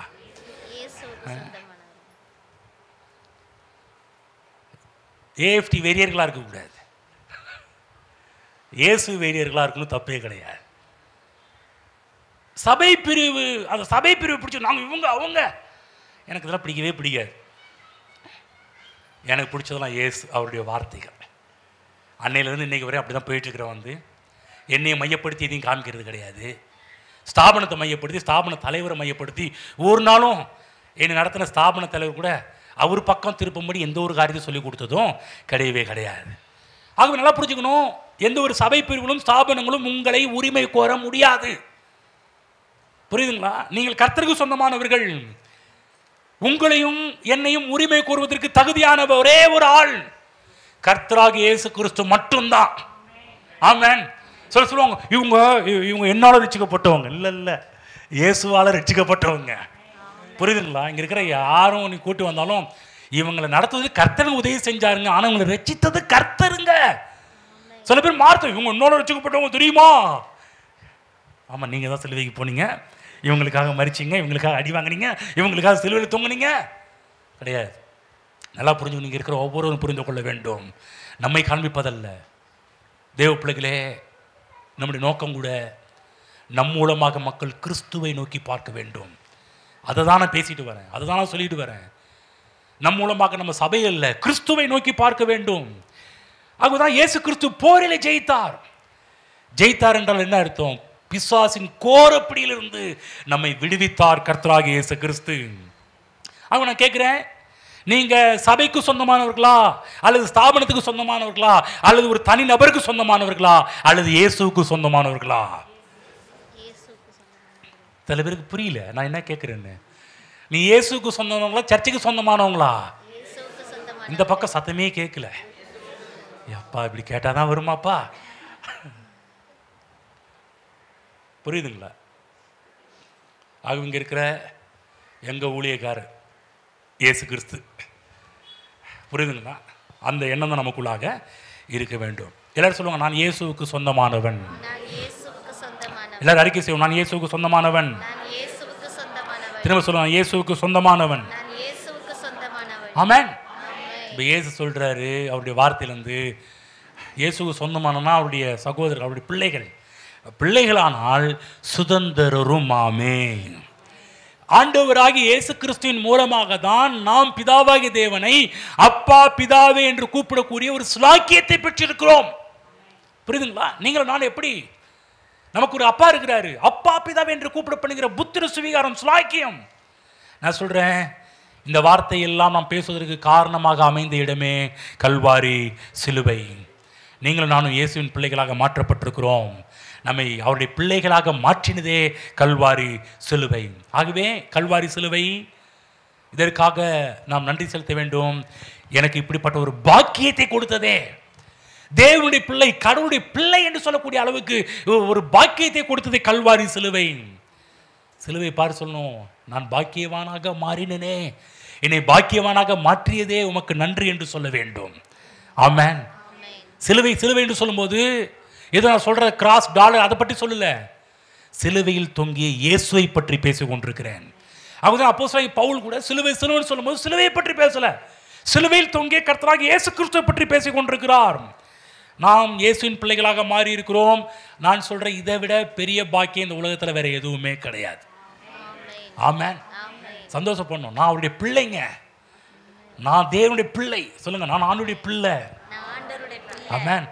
இந்த உலகத்தில் திரும்ப சொல்றேன், இதை விட ஒரு பெரிய சுலாக்கியம் இந்த உலகத்தில் எத்தனை கோடி கொடுத்தாலும் ஈடு இணையாகாது இப்படிப்பட்ட சுலாக்கியத்திற்கு. ஆகவே கர்த்தருக்கு நன்றி சொல்ல கடமைப்பட்டிருக்கிறோம். அப்போ இஸ்ரேல் புத்திரர் யுத்தம் முடிந்தது தொடர்ந்து போகிறாங்க. தொடர்ந்து போகும்போது இன்னொரு ப்ராப்ளம் கிரியேட் ஆகுது. என்ன ப்ராப்ளம் கிரியேட் ஆகுதுன்னா, 32ஆம் அதிகாரம் போங்க, 5ஆம் வசனம். 5 நான் படிக்கிறேன். உம்முடைய கண்களில் எங்களுக்கு கிருபை கிடைத்தாதானால் எங்களை யோர்தானுக்கு நதிக்கு அப்புறம் கடந்து போக பன்னீராக இந்த நாட்டு உமது அடியாருக்கு காணியாட்சியாக கொடுக்க வேண்டும் என்றார்கள். கவனமாக கேளுங்க, இந்த இடத்துல 2 கோத்திரம் இடையில வந்து மோசேட்ட கொஞ்சம் ஒரு சஜஷன் வைக்கிறாங்க, ஒரு வேண்டுகோளை வைக்கிறாங்க. என்ன வேண்டுகோள்னு சொன்னால், இந்த கோத்திரம் யார்? ரூபன் மற்றும் காத். சொல்லுங்க, ரூபன் காத். சொல்லுங்க, 2 பேரும் 12 கோத்திரத்தில் 2 கோத்திரம். திரும்ப சொல்லுங்க, ரூபன் கோத்திரம், காத் கோத்திரம். இந்த 2 கோத்திரம் மோசேட்ட போய் என்ன ஒரு கம்ப்ளைண்ட் பண்ணுறாங்கன்னா, அண்ணாச்சி இங்கே பாருங்க, இந்த கானான் சொல்கிறீங்க, நாங்கள் வந்து உள்ளே வரல, கானான் தேசத்துக்கு உள்ளே வரல, நாங்கள் யோர்தானை தாண்டி தான் கானானுக்கு உள்ளே போகணும். நாங்கள் யோர்தானை இந்த பக்கமே இருந்துக்கிறோம், யோர்தானுக்கு இந்த பக்கமே நான் இங்கேயே இருந்துக்கிறோம், நாங்கள் உள்ளே வரல அப்படின்னு சொல்லி ஒரு வேண்டுகோளை வைக்க ஆரம்பிக்கிறாங்க. மோசேக்கு ரொம்ப கோபம் வந்துச்சு. ஏன் கோபம் வந்துச்சுன்னா, அடே 12 கோத்திரத்துக்கு, அதனால் நான் வந்து கானானுக்கு 12 கோத்திரத்து தானே வாக்கு கொடுத்தாரு, வாக்கு பண்ணப்பட்ட தேசத்தை கூட்டி போகும்படிக்கு பாலும் தேனும் ஓடுகிற நலமும் விசாலமான தேசம் 12 கோத்திரத்து தான். நீங்கள் வரமாட்டேன்னு நீங்கள் இங்கே இருக்கிறீங்கன்னு சொல்கிறீங்களே, நீங்கள் இங்கே இருக்கிறீங்கன்னு சொல்கிறது பார்த்தா மீதம் இருக்கிற 10 பேரும் வந்து இல்லை எங்களுக்கும் பங்கு கொடுங்க, இதே இடத்துல நாங்கள் வந்து கானானுக்குள்ளே வரமாட்டோன்னு சொன்னால் நான் என்னடா பண்ணுறது?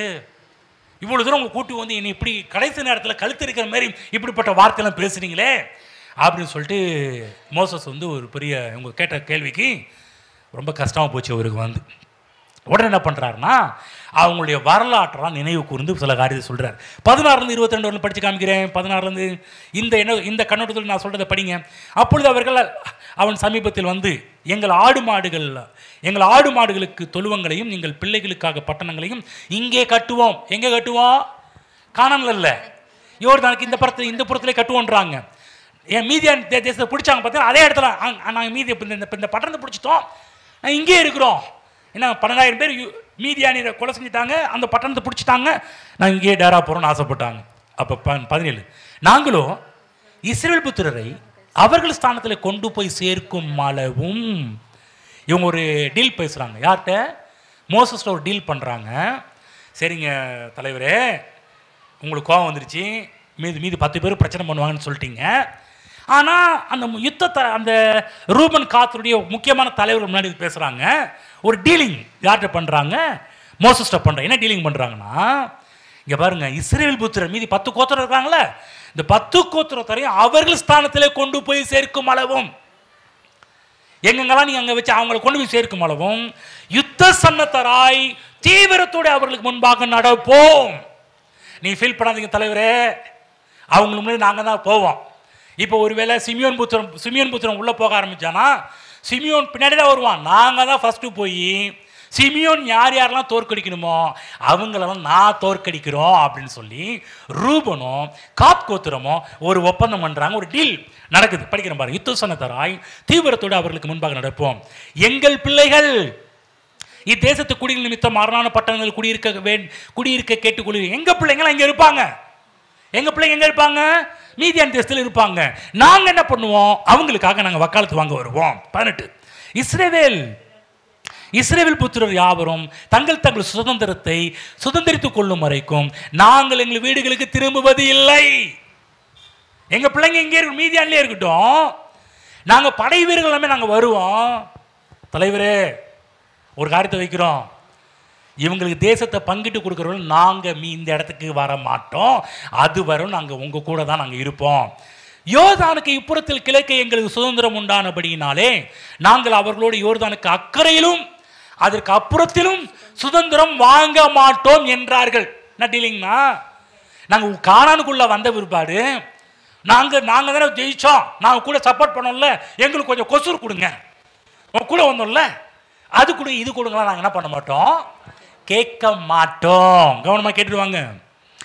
20 அப்பொழுது மோசே அவர்கள் நோக்கி, நீங்கள் இந்த வார்த்தையின்படி செய்து கர்த்தருடைய சமூகத்தில் யுத்த சன்னத்தராகி கர்த்தர் தம்முடைய சத்துருக்களை தம்முடைய முகத்திற்கு முன்னின்று துரத்தை விடும் அளவும் நீங்கள் யாவரும் அவருடைய சமூகத்தில் யுத்த சன்னத்தராய் யோர்தானை கடந்து போவீர்களானால் அத்தேசம் கர்த்தருக்கு முன்பாக வசப்படுத்தப்பட்ட பின்பு நீங்கள் திரும்பி வந்து கர்த்தருக்கு முன்பாகவும் இஸ்ரவேல் முன்பாகவும் குற்றம் மில்லாதிருப்பீர்கள். அதற்கு பின்பு இந்த தேசம் கர்த்தருக்கு முன்பாக எப்போ சுதந்திரமாகும்?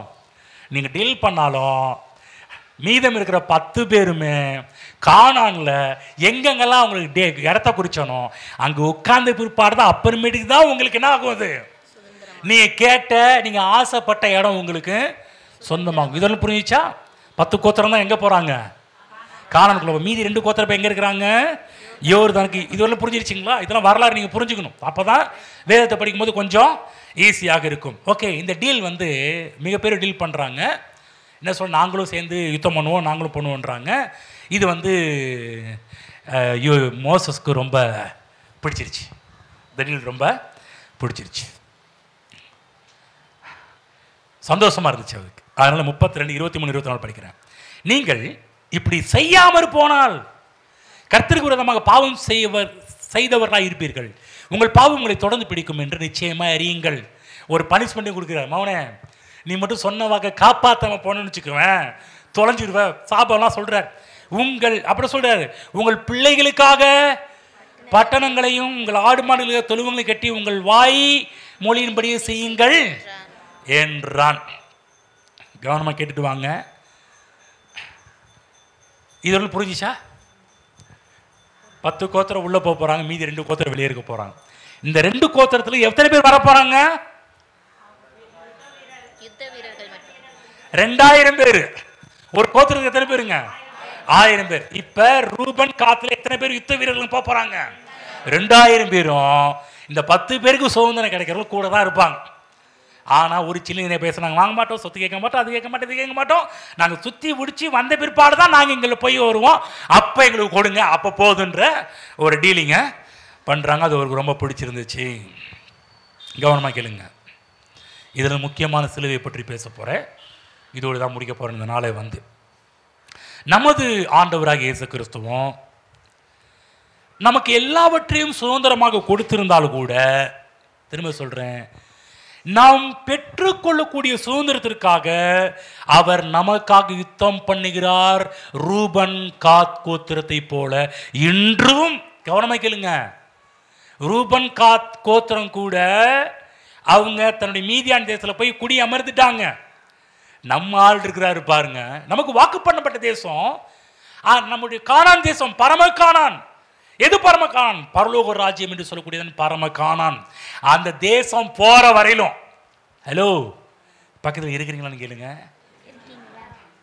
ரூபன் கால் சொன்னாங்க, இங்கே பாருங்க தலைவா, இவங்களெல்லாம் பங்கு கொடுத்த பிற்பாடு தான் நாங்கள் நிம்மதியாக வந்து எங்கள் தேசத்துக்கு உள்ளே போவோம். இப்போ நம்ம தலைவர் கர்த்தராகிய இயேசு கிறிஸ்து அவர் நமக்கு சுதந்திரமாக ஒரு தேசத்தை கொடுக்க இருக்கிறார். அது என்ன? பரம கானான் என்று சொல்லக்கூடிய பரலோக வாழ்வு. சொல்லுங்க, பரலோக ராஜ்யம், பரலோக வாழ்வு. அதுதான் பவுல் அடிக்கடி சொல்ல, நம்முடைய குடியிருப்போ இங்க இல்லையா, அங்க இருக்குது, பரலோகத்தில் இருக்குது. அதை நோக்கி பிரயாணம் பண்ணிக்கிட்டு இருக்கிறோம். ஒரு காரியம் சொல்ற கேளுங்க, நம்ம யுத்த வீரர் அவர் சொல்றாரு, அந்த தேசத்துக்கு போற வரையிலும் வலுவாமல் உன்னை காக்கவும் தமது மகிமையின் சன்னிதானத்தில் உங்களை மாசற்றவர்களாக நிறுத்தவும். ஆமென். நம்ம கூட ஒரு யுத்த வீரர் வந்துகிட்டே இருக்கிறாரு. ரூபன் காத் கோத்திரம் தேசத்தை பங்கிடுறவர்கள் அவங்க கூடயே போனாங்க. நல்லா கவனமா கேளுங்க, கர்த்தராகிய இயேசு கிறிஸ்து நம்ம கூடயே வந்துட்டு இருக்கிறாரு. ஆமென். அவருக்கு பாருங்க, ரூபன் காத்து அவங்களுக்கு சொந்தமில்லாத கோத்திரத்துக்காக, சொந்தமில்லாத கோத்திரம், அவங்க போய் அந்த இடத்துல இடம் பிடிக்கிறது கிடையாது. ஆனால் யாருக்காக இடம் பிடிக்கிறது? சண்டை போட்டு இருக்கிறாங்க, தான் சகோதரர்களுக்காக. இன்னைக்கு நீங்களும் நானும் இயேசுவுக்கு சகோதரர்களாகவும் இருக்கின்றோம். ஆமென். நமக்காக அந்த இடத்தை பெற்று தரும்படிக்கு இன்றைக்கும் தேவன் நமக்காக யுத்தம் செய்து கொண்டே இருக்கிறார். ஒரு யுத்தம் அங்கே முடிஞ்சிருச்சு, இன்னொரு யுத்தம் நம்ம அங்கே போய் சேர்றவர்களும் வலுவாதபடி நம்மை காக்கின்ற ஒரு காரியம். ஆமென். நமக்கு முழு வெற்றி கிடைக்கிறவர்களும் நம்முடைய ஆண்டவராகிய இயேசு கிறிஸ்து போராடி நமக்கு ஜெயத்தை கொடுக்கிறவராக இருக்கிறார். ஆமென். இன்னொரு காரியம், இன்னொரு படி மேலே போய் ஒரு காரியம் சொல்கிறேன். உனக்கான யுத்தம் பண்ண போகிறதுக்கு மட்டும் கிடையாதுப்பா. அவர் சொல்கிறாரு, உனக்கான யுத்தம் பண்ணுவேன், நீ சும்மா இரு. நம்ம ரூபனும் காத்து ஆண்டவர் இயேசு கிறிஸ்து அவர் சொல்றாரு, இவங்க கூட பாருங்க சண்டை. நம்ம மோச சொன்னாரு, அவங்க சண்டை போடும்போது நீ கூட போய் என்ன பண்ண, சண்டை போட்டு சுதந்திரத்தை உங்களை பெற்றுக்கூடன்னு சொல்லி மோச சொல்றாரு. நம்ம தலைவர் சொல்றாரு, எப்பா இந்த யுத்தம் உங்களுடையது இல்லை, இந்த யுத்தம் கர்த்தருடையது. நீங்கள் அப்பா என்ன ஆண்டவர்ப்பா, நம்ம ஆண்டவர் நம்மளை பரலோக தேசத்தில் போய் சேர்க்கிற வரையிலும் நீ சும்மா இருப்பா, உனக்கு விரோதமாக வர காரியத்தில் நான் பார்த்துக்கிறேன். கர்த்தர் உனக்காக யாவையும் செய்து முடிப்பார். சொல்லுங்க, கர்த்தர் எனக்காக யாவையும் செய்து முடிப்பார். மகிமையின் சன்னிதானத்திலே என்னை மாசற்றவனாக நிறுத்துவார். ஆமென். பாருங்க, அவர் இருக்கிறார், என்னை மாசற்றவனாக நிறுத்துவார்னா பாவம் இல்லாதவராக நிறுத்தக்கூடிய ஒரு ஆண்டவர் என்னோடு கூட இருக்கிறார். ஆகுதான் இந்த யுத்தம் எல்லாமே நடைபெற்ற இடம் சிலுவை தான். சிலுவையில் வெற்றி கொடுத்தார். இப்பொழுது சுதந்திரமாகிய பரலோக ராஜ்யத்துக்கு நம்மை கூட்டி சேர்க்கும்படி நம்மோடு கூட வந்து கொண்டே இருக்கிறவர் நம்முடைய ஆண்டவர். ஆகவே சுதந்திரம் பெற்றபடியால் நீங்களும் நானும் பாக்கியவான்கள். சாயங்காலம் பேச போகிறோம் பாருங்க, முக்கியமான ஒரு காரியத்தை டீல் பண்ண போகிறோம். முக்கியமான விஷயம், இந்த சாயங்காலமும் ஞாயிற்றுக்கிழமை சாயங்காலமும் கிளைமேக்ஸ் இருக்குது, மிஸ் பண்ணிடாதீங்க. பெரிய பெரிய விஷயத்தெல்லாம் பேச போகிறோம், பெரிய பெரிய காரியத்தில் பேச போகிறோம். அதுக்கு முன்னாடி ஒரு காரியம் சொல்கிறேன், நீங்களும் நானும் பெற்ற சுதந்திரம், இயேசுவே நம்முடைய சுதந்திரமாக இருக்கிறார். ஆமென். இயேசுதான் நம்முடைய சுதந்திரம் என்றால் ஒரு காரியம் நமக்கு எல்லாம் கிடைச்சிருச்சுன்னு அர்த்தம். ரோமர் 8ஆம் அதிகாரம் 17ஆம் வசனம், ரோமர் 8:17 ஒரு சில காரியத்தை சொல்லி முடிக்க போகிறேன். 8:17, நாம் பிள்ளைகளானால் சுதந்திரருமாமே, தேவனுடைய சுதந்திரரும் கிறிஸ்துவுக்கு உடன் சுதந்திரருமாமே. கிறிஸ்துவுடனே கூட நாம் மகிமைப்படும்படிக்கு அவருடனே கூட பாடுபட்டால் அப்படி ஆகும். கர்த்தராகிய இயேசு கிறிஸ்து போரிட்டார், பிசாசின் பிடியிலிருந்து நம்மை விடுவித்து விட்டார். ஒரு நாள் நமக்கு அப்பா பிசாசா இருந்தான். பைபிள்ல போட்டிருக்குது, மனுஷ உங்கள் பிதாவாகிய பிசாசுன்னு சொல்லி ஒரு இடத்துல சொல்லியிருந்தார் ஆண்டவர் இயேசு. நாமும் ஒரு காலத்தில் அப்படி தான் இருந்தோம், நமக்கு அப்பா பிசாசா இருந்துச்சு. என்றைக்கு இயேசு கிறிஸ்து ஏற்றுக்கொண்டோமோ அன்றைக்கு நாம் இன்னொரு குடும்பத்தின் பிள்ளைகளாக மாறிவிட்டோம். அது தேவனுடைய குடும்பத்தின் பிள்ளைகளாக மாறிவிட்டோம். இப்போ நமக்கு அப்பா பைபிளில் போடப்பட்டிருக்குது. இப்போ பைபிளில் போடப்பட்டு நாம் பிள்ளைகளானால் சுதந்திரமாமே. 15ஆம் வசனம், அப்படி அந்தபடி திரும்பவும் பயப்படுகிறதுக்கு அடிமைத்தனத்தின் ஆவியை பெறாமல் அப்பா பிதாவென்று கூப்பிடப்படுகிற புத்திர சுவிகாரத்தின் ஆவியை பெற்றீர்கள். நம்ம நல்லா புரிஞ்சுக்கணும். ஒரு நாள் நமக்கு அப்பா பிசாசா இருந்தான். அவனுடைய வேலை, அந்த அப்பாவுடைய வேலை கொல்றது, திருடுறது, அழிக்கிறது. நம்ம வாழ்க்கையே கொண்டுகிட்டு இருந்தான், நம்ம வாழ்க்கையை அழிச்சுக்கிட்டு இருந்தான், நம்ம வாழ்க்கையை திருடிட்டு இருந்தான். இயேசு கிறிஸ்து வந்து போரிட்டு இப்போ இன்னொரு குடும்பத்தில் சேர்த்துருக்கிறார், அவருடைய குடும்பத்தில் சேர்த்துருக்கிறார். அவருடைய குடும்பத்தில் சேர்த்த சொல்கிறாரு, இப்போ நீ வேற ஆள் கிடையாது, நீ பிள்ளையானால் சுதந்திரரும். ஆமென், ஆமென். ஆகவேதான் நம்மை சுத்திகரித்து கொண்டு, நம்ம எல்லாரும் கர்த்தர் மீட்டு விட்டார், சுத்திகரிக்கணும். எதாலும் சுத்திகரிக்கணும், ஞானஸ்தானத்தில் சுத்திகரித்து கொண்டு தேவனுடைய எல்லா சுதந்திரங்களையும் அனுபவித்து வாழ வேண்டும் என்பதற்காக தான் கர்த்தராகிய இயேசு கிறிஸ்து கல்வாரி சிலுவையில் நமக்காக எல்லா காரியத்தையும் செய்திருக்கிறார். இது நிமித்தமாக தான் நாம் பாக்கியவான்களாக இருக்கிறோம். இப்போ நம்முடைய பிதாவாகிய தேவனை அப்பா பிதாவே என்று சந்தோஷமாக கூப்பிடலாம். அப்பா அப்படி பயத்தை கூப்பிட வேண்டாம், சந்தோஷமாக நீங்கள் அவரை நோக்கி கூப்பிடலாம், மகிழ்ச்சியாக கூப்பிடலாம். வருத்தத்தோடு கூப்பிட வேண்டிய அவசியம் கிடையாது, தயக்கத்தோடு கூப்பிட வேண்டிய அவசியம் கிடையாது, பயத்தோடு கூப்பிட வேண்டிய அவசியம் கிடையாது. சந்தோஷமாக நீங்கள் கூப்பிடலாம். ஏனென்றால் இந்த பாக்கியத்தை கர்த்தராகிய இயேசு கிறிஸ்து சிலுவையில் பிசாசை ஜெயித்து நமக்கு அந்த சாக்கியத்தை நமக்கு பெற்றுக் கொடுத்திருக்கிறார். ஆமென். எழுந்து நிற்போம்.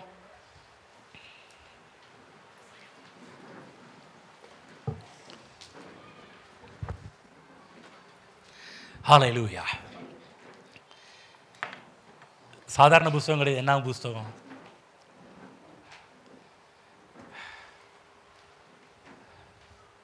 ஒன்று தெரியுங்களா? நீங்கள் நல்லா கற்றுக்கிட்டீங்களோ இல்லையோ, நான் ரொம்ப நல்லாவே நான் வந்து கற்றுக்கிட்டேன் வந்து. இன்னொன்று தெரியுங்களா? நீங்கள் ஆசீர்வதிக்கப்பட்டீங்களோ இல்லையோ, இந்த என்னாகமத்தால் நான் ரொம்ப ஆசீர்வதிக்கப்பட்டுட்டேன் வந்து. யோசிச்சு பாருங்க.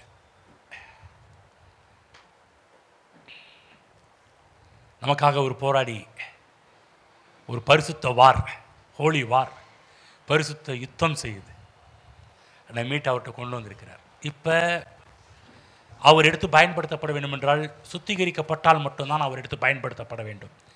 அன்னைக்கு ஞானஸ்தானத்தை குறித்த ஒரு வெளிச்சம் கிடையாது. ஏன் ஞானஸ்தானம் எடுத்தாகணுமா?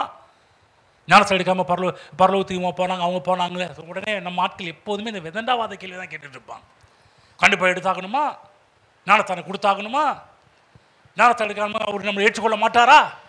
இல்லைங்க. இந்த சத்தியத்தை புரிஞ்சிட்டிங்கன்னா கண்டிப்பாக நீங்கள் ஞானஸ்தானம் உடனே எடுத்தே ஆகுவீர்கள்.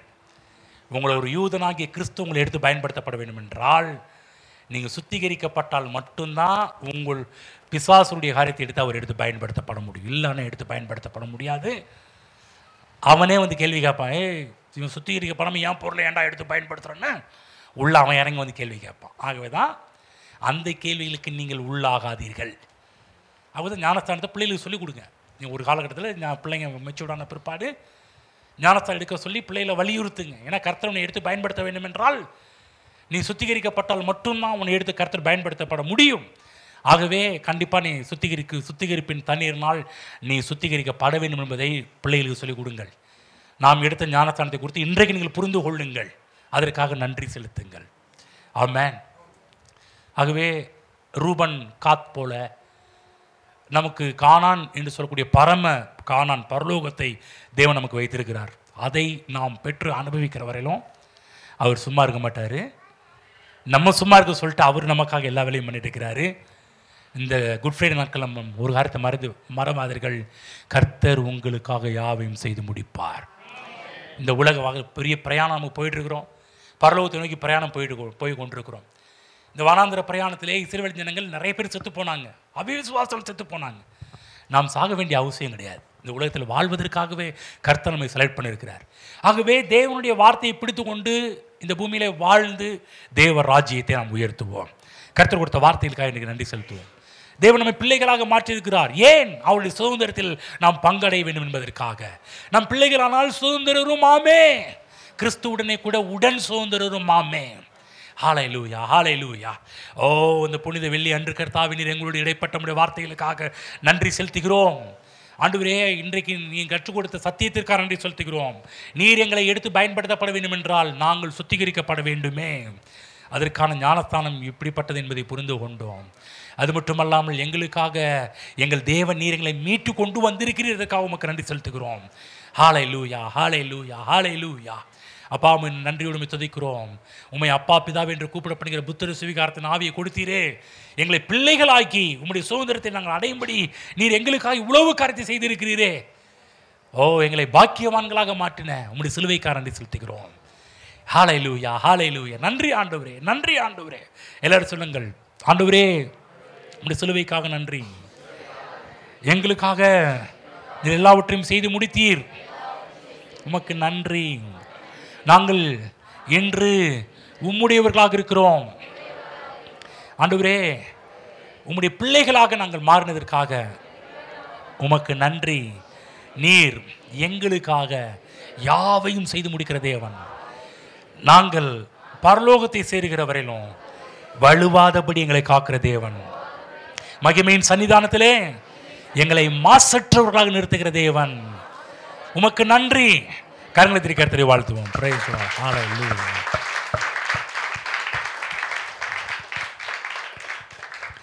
ஜெபிப்போம். பிதாவாகிய ஆண்டவரே, கர்த்தராகிய இயேசு கிறிஸ்து நாமத்தில் நம்முடைய சமூகத்தில் இருக்கிறோம். இன்று எங்களோடு பேசினபடியாக உங்கள் கண்களை திறந்தபடியாக நன்றி செலுத்துகிறோம். இந்த குட் ஃப்ரைடே அன்றைக்கு எங்களை வெளிப்படுத்தின என்னாகம புஸ்தகத்தில் காட்டின மிகப்பெரிய மீட்பின் செய்திக்காக நாங்கள் நன்றி செலுத்துகிறோம் ஆண்டவரே. ஹல்லேலூயா. நீர் போரிட்டு எங்களை ஜெயித்து விட்டீர். நாங்கள் உமக்கு உபயோகப்பட வேண்டும் என்றால், சுத்திகரிக்கப்பட வேண்டும் என்ற வெளிச்சத்தை காண்பித்ததற்காக நன்றி செலுத்துகிறோம். ஆவியினாலும் அக்கினியினாலும் சுத்திகரிக்கப்பட வேண்டும் என்று நீர் விரும்புகிறீர். பரிசுத்தாவின் அபிஷேகம் ஒவ்வொரு நாளும் உடைய பிள்ளைகளை அக்கினி அபிஷேகத்துக்குள்ளாக நடத்துவதாக தகப்பனே. ஹல்லேலூயா. அதே போல உடைய பிள்ளைகளை இந்த பூமியிலே வலுவாதபடி காக்கிற தேவன். இந்த பூமியில் நீர் எங்களை காக்கிறபடியால் நாங்கள் பிசாசின் காரியத்தை குறித்து பயப்பட வேண்டிய அவசியம் இல்லை என்பதை தெரிந்து கொண்டோம். பிசாசு இந்த உலகத்தில் கொண்டு வருகிற வியாதி, தரித்திரம், அவன் கொண்டு வருகிற பல தீமையான காரியங்களை குறித்து நாங்கள் பயப்பட வேண்டிய அவசியம் கிடையாது. ஏனென்றால் அவர் உன்னை வேடனுடைய கண்ணிக்கும் பாலாக்குற கொள்ளை நோய்க்கும் தப்புவிக்கிறவர்.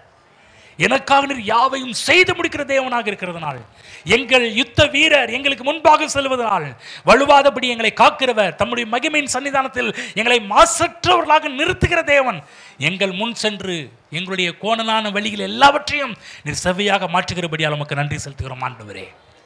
நீர் இந்த வனாந்திர பயணத்தில், இந்த பூலோக பயணத்தில் நீர் எங்களுக்கு துணையாக இருப்பதற்கு நன்றி செலுத்துகிறோம். இந்த வனாந்திர பயணத்தில் நீர் எங்கள் மேகஸ்தம்பமாக, எங்கள் அக்னி ஸ்தம்பமாக இருப்பதற்கு நன்றி செலுத்துகிறோம். இந்த வனாந்திர பயணத்திலே நீர் எங்கள் கண்மலையாக, நீர் எங்கள் அப்பமாக நீர் இருப்பதற்காக உமக்கு நன்றி செலுத்துகிறோம் கர்த்தாவே. ஹல்லேலூயா. நாங்கள் உம்முடைய பிள்ளைகளாக மாறி இருக்கிறோமே, அதற்காக உமக்கு நன்றி செலுத்துகிறோம் ஆண்டவரே. எவ்வளோ பெரிய சுலாக்கியத்தை எங்களை கர்த்தர் கொடுத்திருக்கிறீர், அதற்காக நன்றி. இங்கே வந்திருக்கிற எல்லாரையும் ஆசீர்வதிக்கிறேன். இந்த புனித வெளியின் மூலமாக வந்த, சிலுவின் மூலமாக வந்த சகல ஆசீர்வாதங்களை நம்முடைய பிள்ளைகள் பெற்று வாழட்டும் என்று ஆசீர்வதிக்கிறேன். இயேசு கிறிஸ்து நாமத்தில் பிதாவே, ஆமென்.